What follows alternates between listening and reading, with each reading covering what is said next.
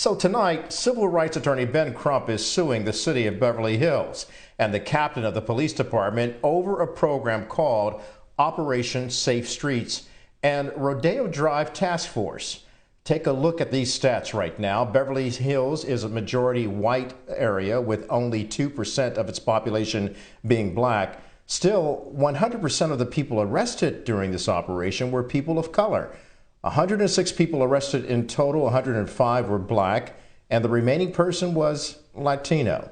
BNC's Anita Bennett joins us live now with more details on this story. Anita?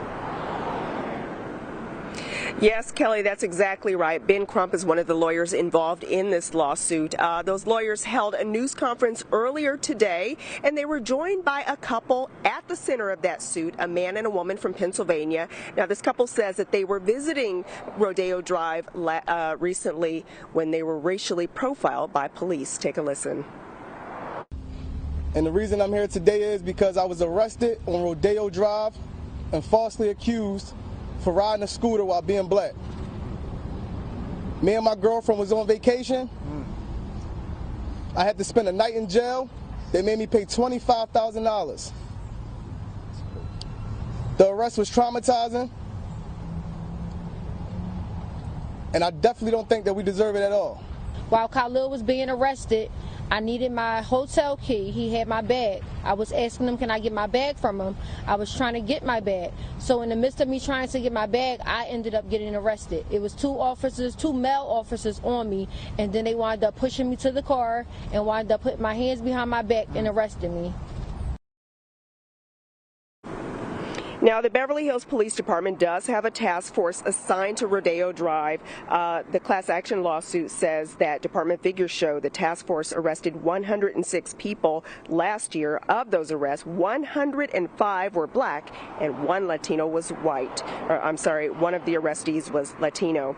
Now, among the lawyers involved in this case is civil rights attorney Benjamin Crump, who we heard from at the top of the show. The two plaintiffs are Khalil and Jasmine, who said that police targeted them unfairly and they want this to stop.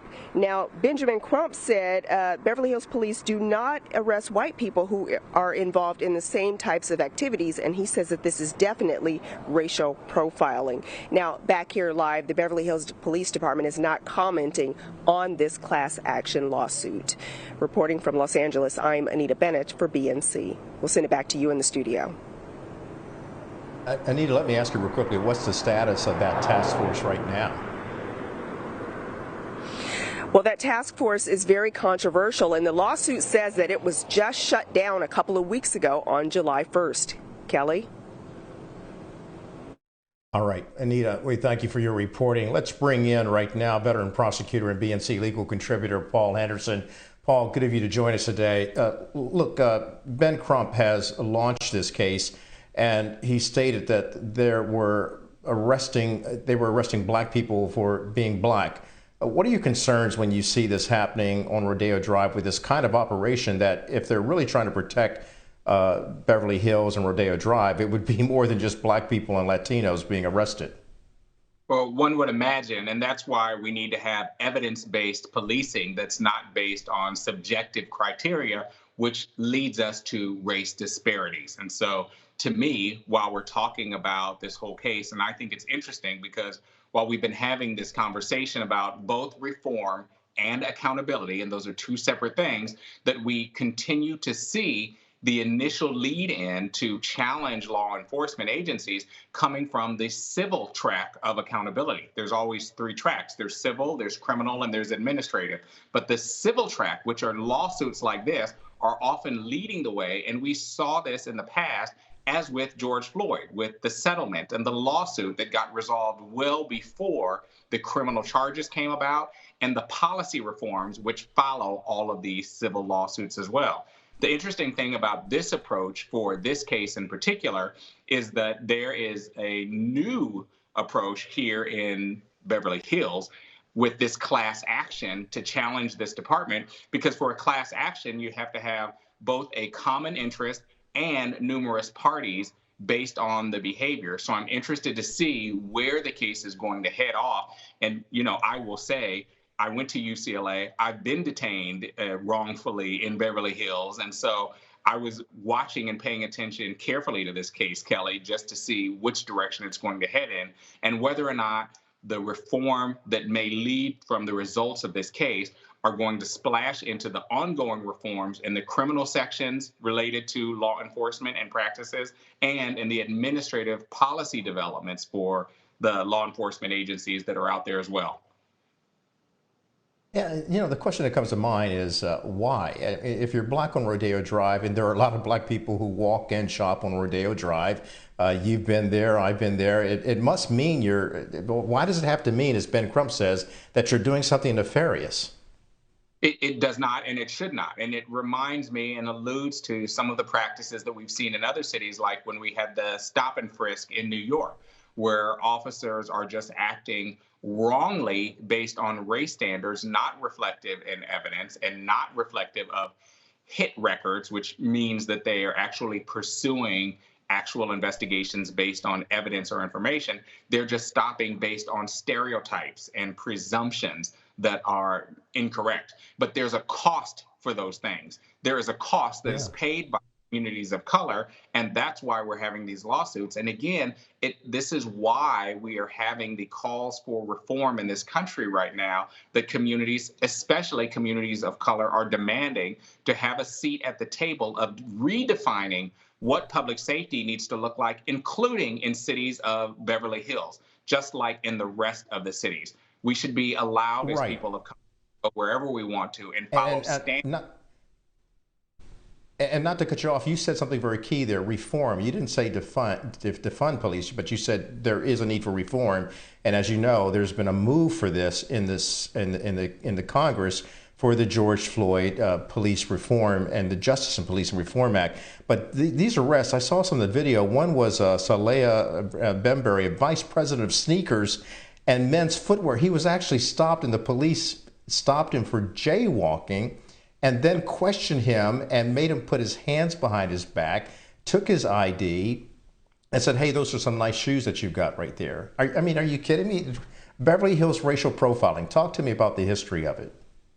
Kelly, I would argue that that was not the first time something like that has happened, and probably not the last time something like that has happened. My own experience, like I said, I went to UCLA, it was right there in Beverly Hills. I have numerous stories from both myself, my fraternity brothers and friends, other people of color, students. My sister's been stopped for jaywalking in Beverly Hills. The treatment that people of color have is disproportionately different.